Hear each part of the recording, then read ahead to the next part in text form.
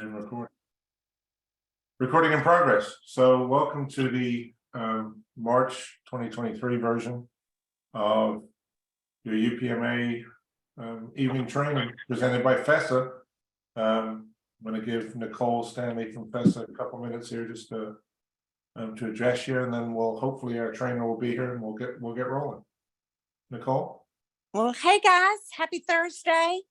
Thought I'd share with you a little picture from Coachella, California that was taken today of my grandpuppy, and his name is Partner.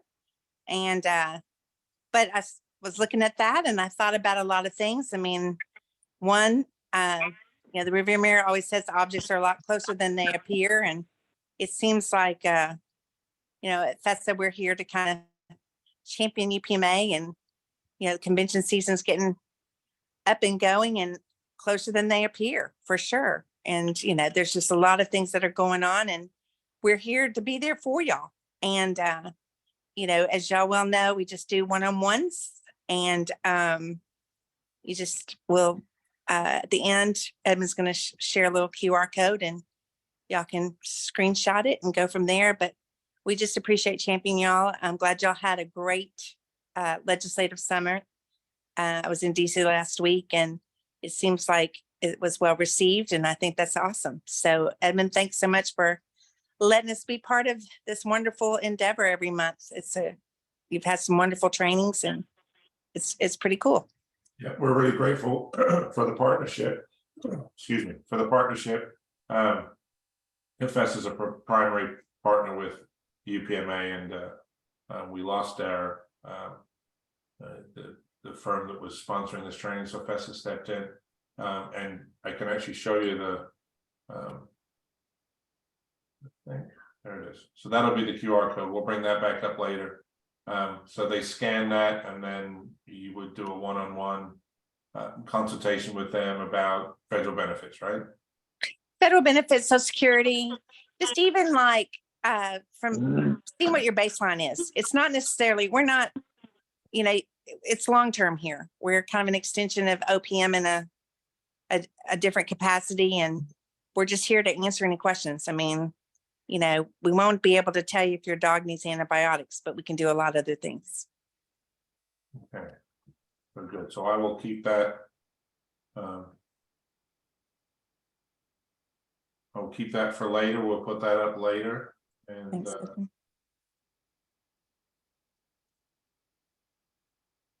I think I should have stopped sharing my screen. So need to find, I'm not sure. Did you get on, Rita? Okay.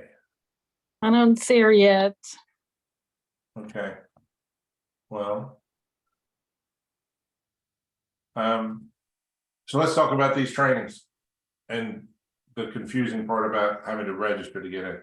So Zoom only has 3 ways that you can have meetings like this. Either have to wait and let everybody in a waiting room, or you have to register pre-hand and you have to have an account, a free account. So I don't know how many emails I got. Hey, well, let me register. You got to have a free account. That way we can set it up so you guys pre-register. That way we know who's coming. If it gets too big, we got to break it up into 2 sessions. We're going to start doing it on the 3rd Wednesday of every month. Probably 8:30 Eastern seems the better time. Because 8:30 Eastern is 5:30 Pacific, so everybody's driving home from work on the West Coast. So so we're gonna do. We've done things like SWIX training for 150 as it changes. We'll probably have an S&DC revelation before too long, before the June implementations. And it's a good way for us to get a library. I record all these and we put them on YouTube. Generally, we put them in behind a paywall because it's really a member. It's a member benefit. Somebody asked the question, so who's this training for? Is it just UPMA members? Yes and no. Ideally, yeah, UPMA members. I mean, everybody that's getting paid here is, it's through dues taken from UPMA members. However, we're happy to share a little bit of what we do to entice other people to join. Anybody who works for the Postal Service or anybody that's retired from the Postal Service can join UPMA.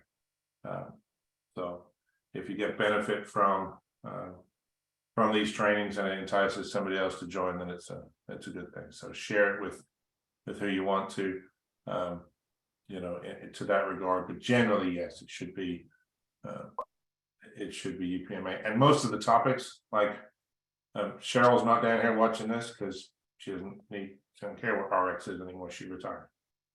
So it's not, you know, if it was something else, maybe she would be here. So generally, especially this training is for active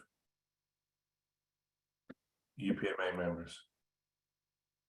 All right, Gary, what do you think?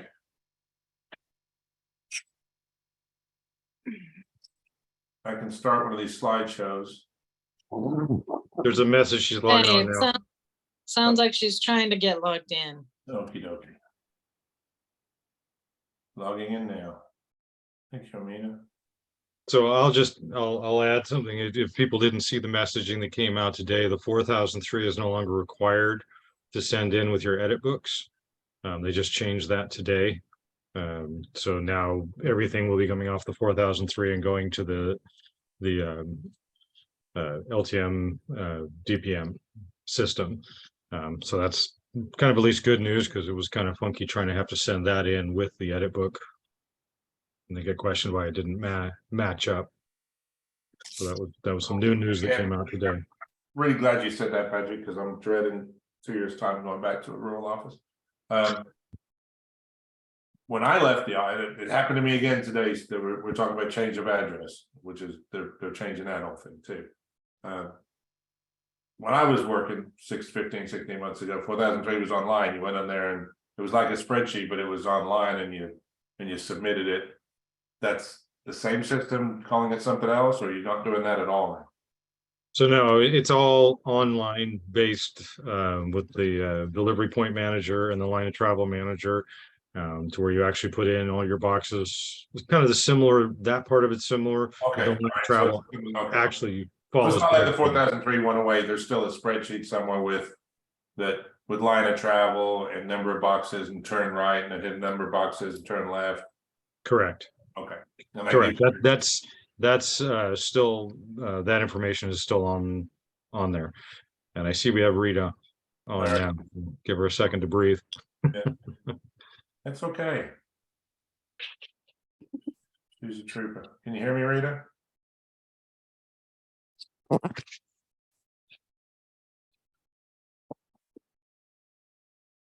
She's connecting to audio.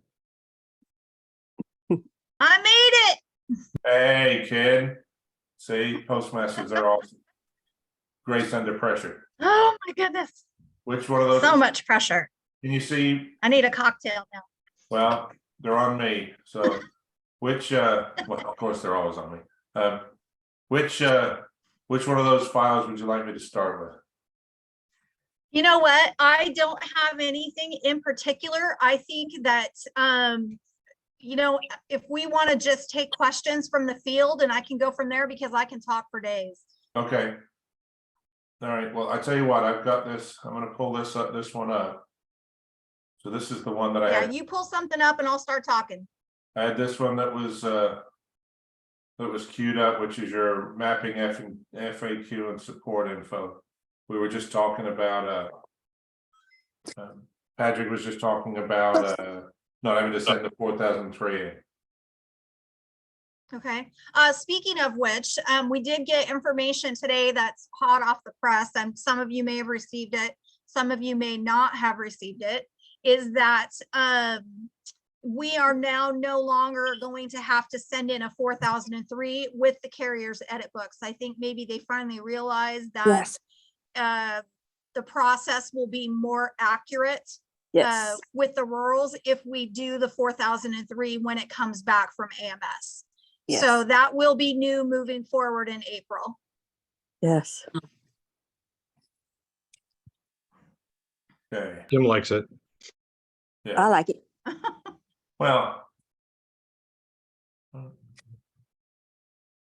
All right, so, I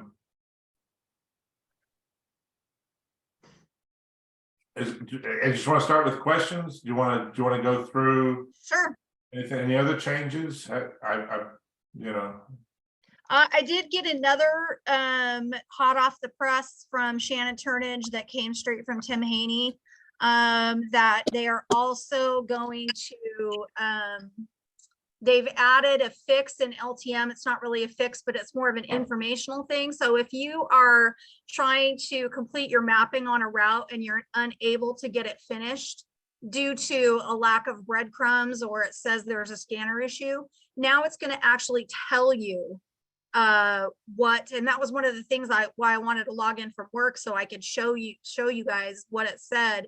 But basically it's going to delineate your days of good breadcrumbs and bad breadcrumbs and tell you what the actual problem is as to why the data was no good on any given day. Woohoo. Yeah, it's going to be nice, because then you'll be able to see a little bit better about what you got to do to make that fix. So. and so walk me through that. What, you got a bad day with bad breadcrumbs. A, what would cause that? And B, how do you fix it? So a day with bad breadcrumbs. So for instance, when you go in and you're trying to complete your mapping, so we can all get through DPM usually with no problem. And then it looks like it's 100% and you're like, yes, and you submit it. And then you give it about 10 or 15 minutes and you log into the line of travel manager. And then you go in and it tells you, oh, sorry, you have mistakes in DPM that can't be fixed. And so then, or that you have to fix before you can go back and, you know, submit it and fully, because the process isn't fully complete until it's been submitted and accepted both in DPM and LTM. So it's a two-step process. Okay. Now, if everything's plotted in DPM correctly, you also may go into LTM and it'll come up with a message that says there's a scanner issue. Well, prior to this, we would only know that it was a scanner issue and nothing else. And that was the only information we got, not where the scanner issue came in, what caused it, any of those other things. And so now they're going to actually give you that answer. You don't have to guess as to what the problem is, or you won't have to submit it a ticket asking why. So it's going to tell you there was a bad cell reception that day, or that there were multiple carriers on the route. So if you're splitting a route and you're splitting a route consistently due to lack of staffing, or maybe there's nobody assigned to the route, maybe it's an auxiliary route, and you're splitting it up every day, you're not going to collect good breadcrumbs on that route, because in order to capture those accurate breadcrumbs, somebody has to be delivering the route from beginning to end, independently, without any assistance. And so those If you go, they just drop out, or what, how's that gonna? I mean, I'm sorry, can you repeat that? so there's gonna be a fix, or they're just gonna know that just not use that day and everybody just move on and, because that day's. No, what it means is it's going to basically tell you what's the problem of why you haven't been able to collect enough breadcrumbs. Because in order to complete a solid line of travel on any route, you have to have at least 15 days worth of good, consistent breadcrumbs, which is the GPS data that's collected, you know, from the carrier having the scanner with them as they're driving.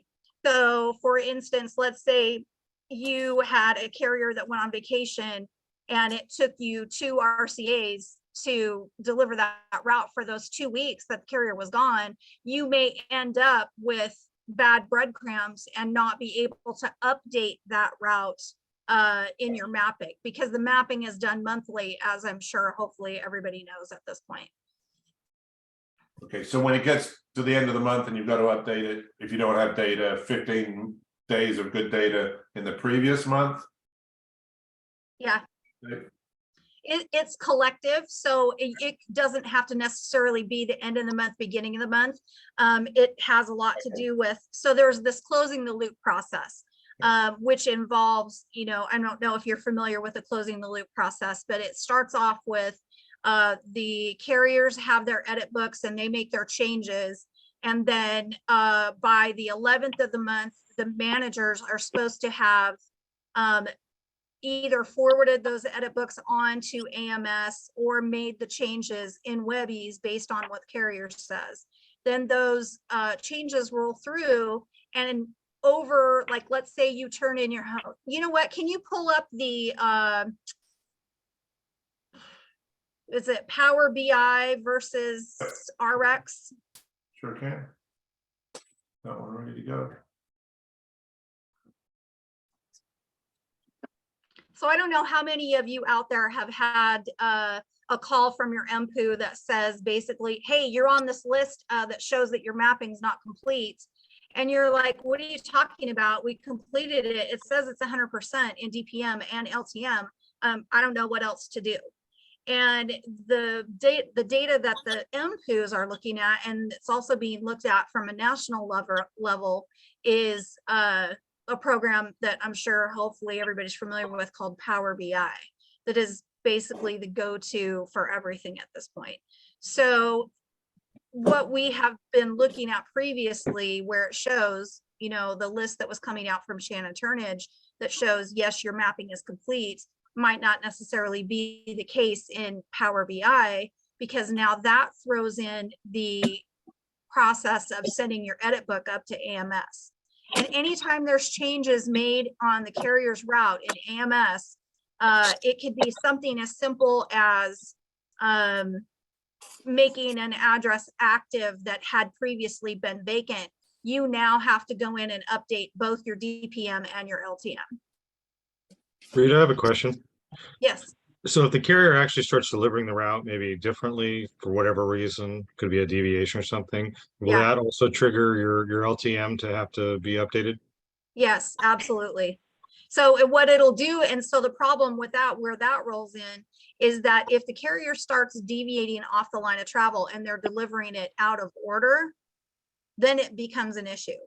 Because now the plot points that you've plotted are no longer in sequence based on what the carrier's actually physically driving every day. So we know that there's the line of travel, and then for a lot of carriers, there's how they actually deliver it. So the easy fix to that is, because typically most carriers are not going to work harder, they're going to work smarter. So we are going to take them, hey, we're going to say to them, hey, is this how you want to deliver the route? Tell me why. You know, if this is more efficient, then you actually then change the edit book to match how the carrier is delivering. And then that becomes the new line of travel. Okay. Can you see the screen reading? I can see you. Okay.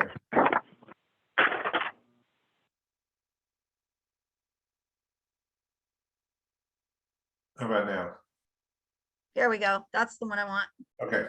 Okay. Is that the first slide? Yes.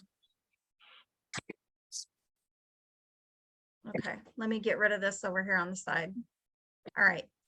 So That's the for first those of one. us, yep. This is the next one. Okay, perfect. Okay, yep, go to the next one. All right, so what we know to look at is the data from the DPM that shows, you know, this is from the DPM portion, and you can see in this particular example that the edit book date is February 11th, and it's current because we downloaded it on February 24th. So all the data that's been pulled into DPM is the most current according to AMS. And we can also see up here at the top where it shows that it's at 100%, 802 out of 802 plot points plotted. And then if we look down at the bottom, this is the list that Shannon Turnage was sending out every single day. It shows right on there that the RRECS confirmation is complete, that it's in the green for World Route 11. This is the data from that route. Okay, so go ahead and go to the next slide. When we pull up the Power BI, now it's showing that this same route, Route 11, is out of date by several months. It's showing that the DPM download date, which we just saw, was actually a February date, but not reflecting over here in July 2nd. And same for LTM, showing that it hasn't been touched since July of last year when he completed the mapping to begin with. Okay. We can see, however, that the latest AMS database update was that February 12th update. Okay. The latest edit book submission, this is literally the day that it physically was scanned in as arrived at AMS. So the AMS techs have to actually scan a barcode or do whatever they do in AMS. Oh, you're drinking a cocktail, Patrick. So anyway, that's the latest edit book submission date. That's when AMS actually physically receives it at the district office. Okay. So although the DPM shows at 100% after the download, because it was not resubmitted in DPM and not also then recertified in LTM, then now it's showing in Power BI as not as not compliant. Okay. So go ahead and go to the next slide.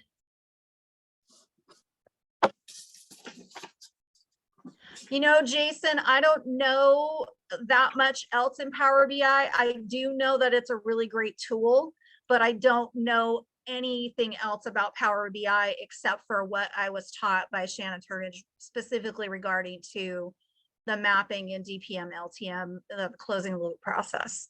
So, but I mean, hopefully there'd be another SME somewhere in our midst that can talk to some more things. Maybe if you bring up to Ed or somebody like what you want to learn in Power BI, or maybe we can just have a meeting about that. Okay. So going back to the AMS process, when we send an edit book up or when we make changes in Webbies, also it has to do with your EUers. So when you go and answer your EUers and it asks you, is this route vacant, or or is this address vacant, or is this address active? It's because generally that's generated due to a change of address form that either has previously been submitted or has recently come through. Okay, so on the 90th day it triggers that to drop into EUers, and then it goes to EAS, and you're supposed to pull up EUers and then go to the carrier and say, hey, tell me about this address, and they give you the answer, yes or no. Then you go back in and answer EUers and clear it.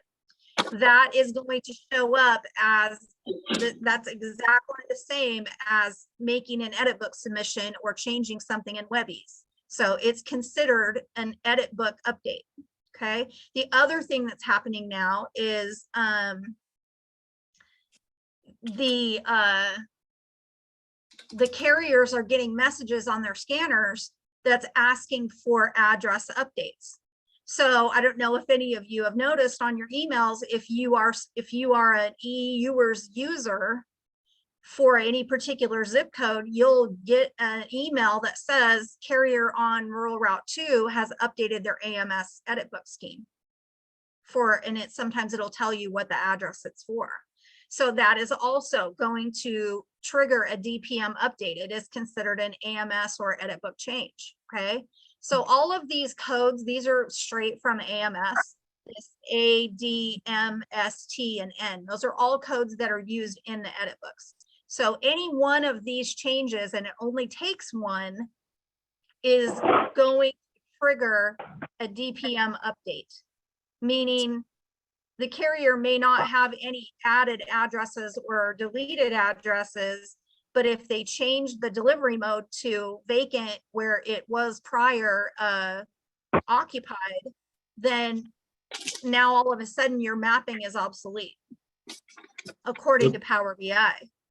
What is your best practice when you receive that email? What would you recommend people do when they get that email? So you really don't have to do anything at all, because we are supposed to be following this closing the loop process, which is the carriers getting the edit books to you, then you getting the edit books up to your AMS, then AMS does their thing, they send it back to you, and then you schedule a time with your carrier to go in and update their mapping.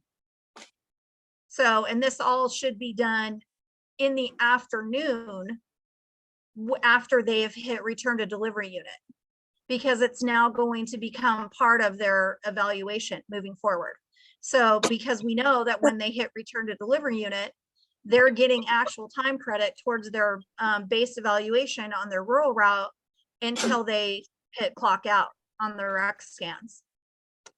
So if we start having them do all of these miscellaneous things in the afternoon, like updating their DPM and their LTM, doing their labels, doing edit books, you know, as soon as they get their edit book back, you know, they'll probably need to update it with some new changes. Then all of this now becomes part of their route evaluation. So, and if we have them do it in the afternoon, we don't have to pay them 8127 time to do it. If we have them do it in the morning before they leave for work, or before they leave to go serve the street, they're either doing it for free or we're paying them 8127 time. Okay, so any of these changes, as you can see on those previous slides, these changes may not decrease the percent complete, and especially if it's a true rural route with non-grouped delivery points, you're still going to be showing at 100%, just like on that previous slide where you could see everything set 100% all the way across. But because this had a like a T or an M, I think, change, we still have to go through and update that mapping for that route. So here's a little descriptor of these, what these columns mean. So as I had shown you in that column, this is the date that AMS absolutely gets, you know, the edit book goes in, they scan it in and say, okay, it's here for processing. Okay. Then this latest AMS database update, that's going to be the day that it was available for download. So you maybe let's say you send your edit book in on a Monday, AMS gets it on Tuesday. You could get it back as early as Thursday or Friday, especially if you already made those changes in Webbies yourself, which I highly recommend, by the way. And that is what HQ wants you to move toward, is doing everything at the unit level. So these dates, this latest AMS database update, are always going to be like a Saturday or a Sunday. So one of the things you need to know is that just because you get your edit book back, especially if you get it back in the same week that you sent it, that data is not going to be available for download into DPM until the following week. And these column 3 and column 4 that says DPM download date and LTM completion date, neither one of these columns are going to update until you're 100% complete submitting LTM and you get a new route package. Okay. So keep in mind that column 3 is not the physical download performed in DPM. It is the latest submitted version of AMS in the DPM, and it will not change until you're 100% complete with the LTM. It has to be confirmed in both sections, DPM and LTM. Okay. All right, go ahead and go to the next slide.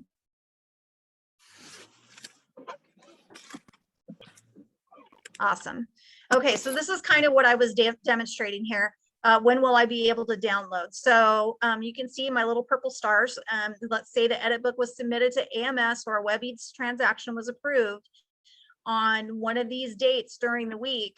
None of those changes are going to transfer into DPM until the following Saturday or Sunday. And then when you come in on Monday, the download should be available in DPM, and you'll be able to see that by looking at, can you go back to that very first slide, please? Or the second slide, I should say. This one? No, the second slide. This one. Yes, this one. So here where it says you can, where I have it in the, nope, back one.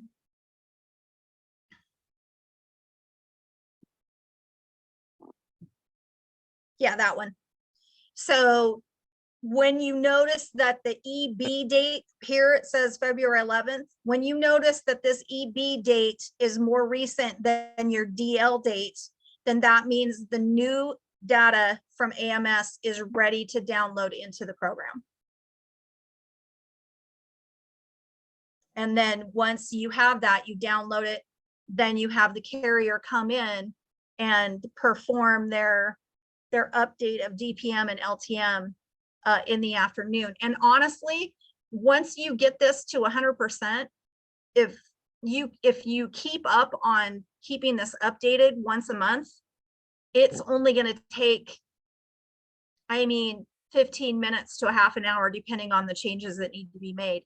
So my best practice recommendation for that would be, number one, have a schedule.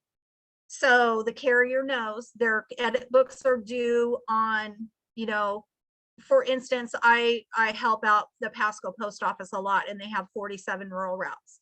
So when you do the math on that over the month, there's not enough days to, you know, to just be random about it. You have to give them a schedule. So if you've only got from the 1st to the 10th to collect those books and get the data turned in and get it sent up to EMS, and not having to do the 4003s now is huge. But yeah, right. Woohoo. Is that, you know, schedule routes 1 through 5 on the first day of the month, routes 6 through 10 on the second day of the month, you know, like create a schedule so that the carrier knows what the expectation is to have their edit book turned in. And there may not be any changes, and that's okay. But then also create a schedule for the end of the month as well, so that when those edit books start flowing back in, the carrier also knows that they're going to be expected in the afternoon, one of those days, to come in and complete this DPM and LTM update. And then if you keep doing that and you stay consistent with it and do it once a month, the changes are typically going to be minimal unless there's a lot of growth on the route. Yeah.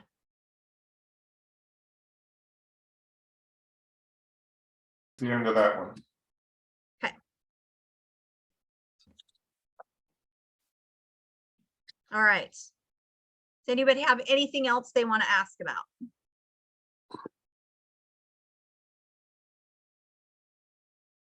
See if there's anything, and there's nothing in the chat. So one thing, and I'll just bring this up because it kind of came up with our DSS this week, and talks about doing the time and the PM, doing your LTM and your DPM stuff in the afternoon. So when your carriers are concerned about how they're getting paid for that or not, that should be built into their evaluation in the PM Yes. time. Yes, absolutely. But some information that came out from ours was a little erroneous, and I just worry that people are going to start getting some actual grievance activity. So if you're having to watch the videos or doing that training, it implicitly says that's 81:27 time. So I would make sure you do that in the morning and doing that. She was saying that she should have do it and it builds it up. I just don't want to see grievances come out because they're entitled to the full time to do that, not averaged out over the course of the year. But agreed. maintenance for the route is absolutely part of the structure of the route, and it should be done in the afternoons on that PM duties time. So it's built into their, you know, and there's a lot of chatter out there. There's a lot of very nervous people about the new evaluations coming out. So you can help them to understand that helps them in their evaluation, and it's a necessary duty. I'll make my plug for red books. I'm doing core mapping, which is city, but I've just looked at some horrendous red books. So keep those red books up, but they really make a big difference. I mean, again, I've been out of the game for, it seems like an eternity, but there's a certain amount of time in every route for route maintenance. I mean, they're already getting paid for it. It's part of the evaluation. Right. And even more so now, because now that route maintenance is literally part of their PM cleanup time. Like that's, it went from actual time. 42. I mean, there was always an allowance for it. Right. Well, and that just depended on what, you know, what during route count, what they gave you, because like, for instance, you know, it would basically, the rule was you open your edit book, you go to where you want to make your change. And then like they timed you to make your mark. That was the official way to do it. Okay. And so this, they're actually getting more because This is, they're getting actual time credit for the time that it takes them to take care of these miscellaneous duties at the end of the day, updating your case labels, doing your edit book, doing the mapping, you know, any of those things. And it's really The other thing, let's talk about really quick too, that's kind of is a nice segue into it, as Patrick was talking about the difference between having people do trainings and that kind of things in the afternoon. That's actually should go under, you know, if you come in this morning, why not in the mornings, give your carriers a 1 or 2 or 3 minute little morning huddle, you know, and then put that in, record it in RMSS as safety talk time. And if you guys don't know how to do that, it needs to be done. And this is actually kind of a really big deal. So if you'll notice in the mini mail survey that we just did, one of the things that they were able to add in for us for this last particular mini mail survey only was that you could add safety talk time in that you performed during the course of the mini mail survey, because that won't be in the next ones, because that time is supposed to be being entered in RMSS under the, I think it's daily RRECS activity. MDD daily time. That's the one, MDD daily time. And the great thing about that is you only have to put it in once and it covers every single route.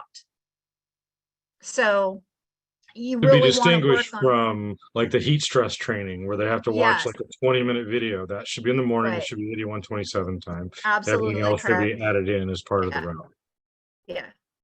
route. Yeah. Any separate training, like what Patrick said, that's, you know, not something that you're doing on a daily basis would definitely be 8127 time. But we definitely want to help build the carriers evaluations. It's helps build their evaluations. You get to benefit from that time that's going, you know, it's going to make your percent to standard look better. It's also going to benefit you that if you show in by putting that time into RMSS that you gave this particular safety talk, or that you gave safety talk time on any given date, and then you have to hold a carrier accountable for working unsafely, you know, you've got proof that they were there that day and you did have that safety talk time during that day.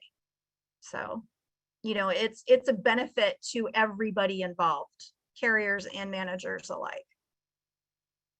So Rita, I also heard today about the reports now are going to basically not penalize for multiple scans. We'll still have to review it in RRECS, but it's not going to gig you because the carrier is sliding past it and beep on an extra. I had not heard that. So that may be something coming that. down. So keep an eye out for that. That may be something. For sure. That will be nice because, you know, I don't know how many of you guys have been out there carrying mail, but it is definitely not a friendly scanner to work with. And so that, I mean, that's another topic I can talk about. Some of the things that we can do to help our carriers from making mistakes is, so there's a setting, if you go to the little hamburger menu in the top right corner, the little 3-dot menu, you can click on that and go into sensitivity. And you want to make sure that you set the sensitivity to the scanners on not glove and finger, but stylus and finger. Because when you set it on glove and finger or glove and stylus, I can't remember which one it is, but it's more sensitive that way because those screens are heat. They're heat touch screens. So when you set it on glove and finger, it's more sensitive to pick up that heat signature when you're wearing gloves instead of just your bare finger. So you want to make sure and set that to stylus and finger. Okay. The other thing you can do is you go into the main settings menu and you change the font size and make it 120%, make it huge. Now, I like to say this when I was doing my RRECS training across the state is, what is the definition of insanity? Who can tell me? Doing the same thing over and over again, expecting a different result.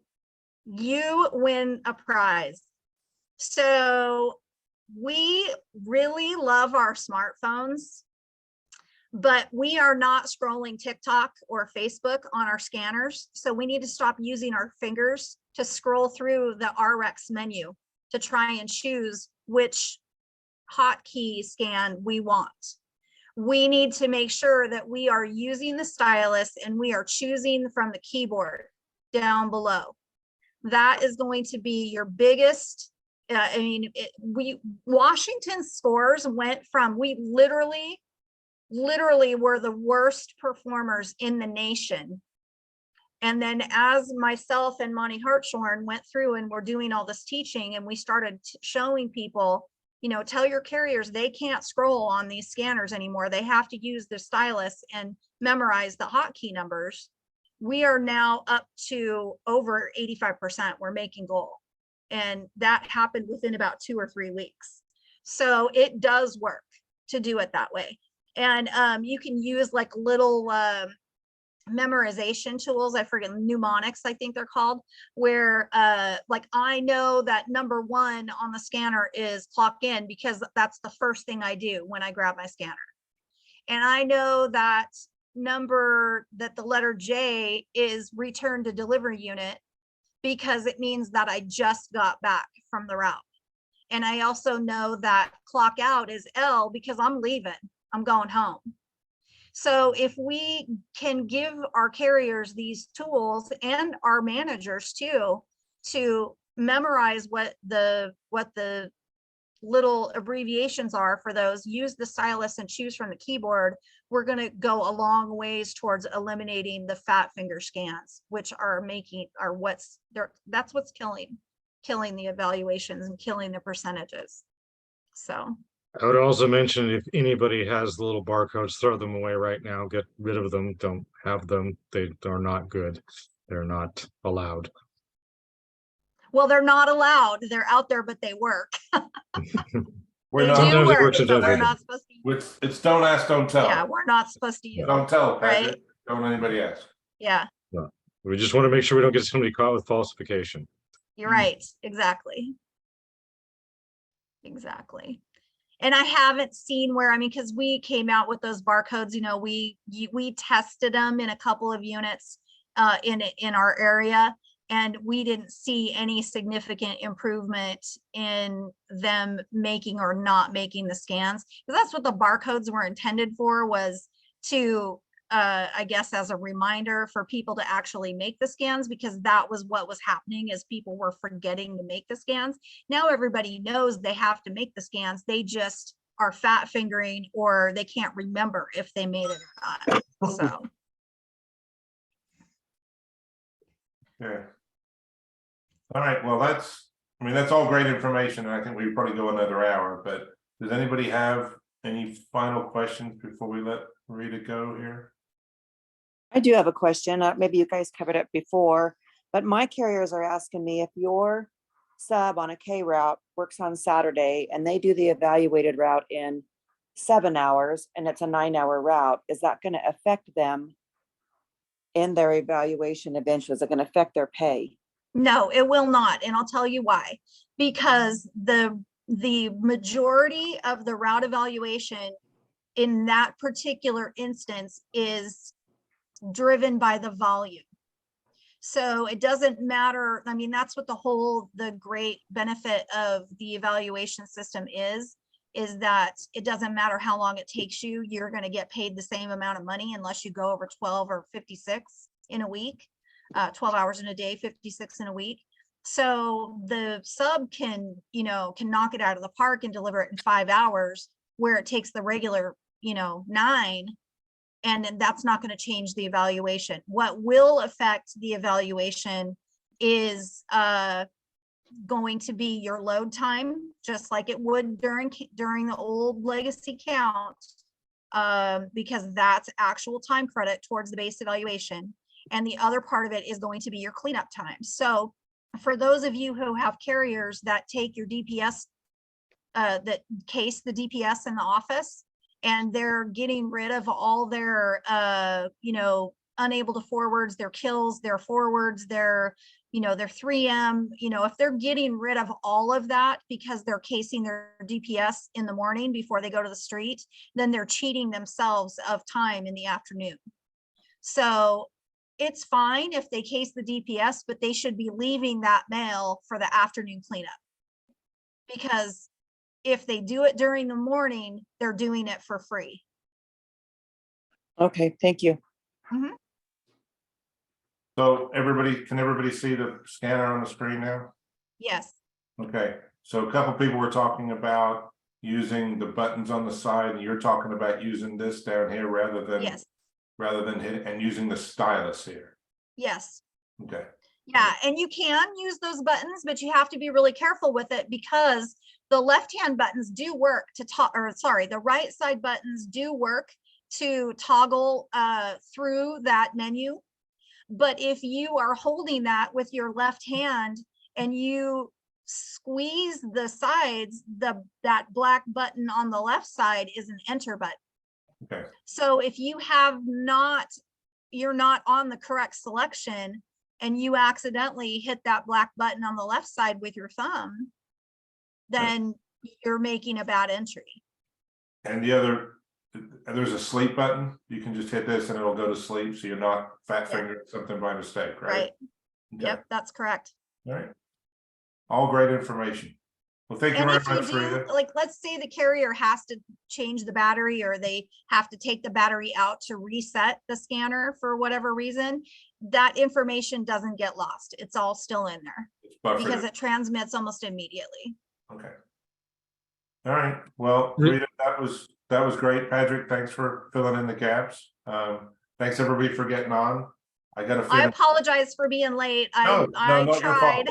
tried. Here's what we're gonna do next time. You're gonna send the Zoom invite and we're all gonna get on your Zoom, and then you can do it from your computer. Sure, I'm happy to. Right. So I think we're gonna do this again, maybe not next month, but I think we'll come back and do this again now, as we're all gonna take all this information and share it with all our friends, and everybody's gonna be getting better at it, and then we'll come back with you know, what the new thing is that's changed, that they made rural routes, which used to be the easiest thing to manage, into these monsters. Right. So Maybe next month might a good next month we topic got, might but be, a couple months from now, maybe we'll come back and yeah, maybe the 4003s, like just, you Yeah. know, how to do a 4003 properly, because I absolutely. know that's something that can be tricky. Yep, absolutely. Yeah, we'll do that for sure. So unless there's anything else, guys, I'm gonna let everybody go. I do want to go back real quick and let and show you this. You guys saw this earlier. If you want to scan this, it's best you guys can see the QR code on the screen. Can you? Yes. So that QR code will take you to a sign up for FESA. If you want them to have a look at your benefits, they're gracious enough to fund this training and keep me in the style to which I'd like to become accustomed. So we're grateful for their support here. They make this possible. So and it's a good service. It's a you know, it's always good to have another set of eyes looking at your benefits. So take a screenshot of that or scan it with your phone now and go to the QR code. So unless there's anything else, Nicole, did you want to close it out, or you just are you good with where we are? We lost Nicole. All right. Well, I'm going to close it out, guys. I'm going to say thanks again. Thanks, Rita. Thanks, Patrick. Thanks, Carrie Nichols, for putting it on. And we'll see everybody now. It's the third Thursday. We'll have another training. I'll send out another email and have you register for another event. So everybody have a good night, and you know, yay spring and go Cubs. Okay, one thing, Evan, Yes. Jason Sparrow, check my message. Give me a call tomorrow. There you go. All right, guys. Thank you. Thank you. Good night, everybody.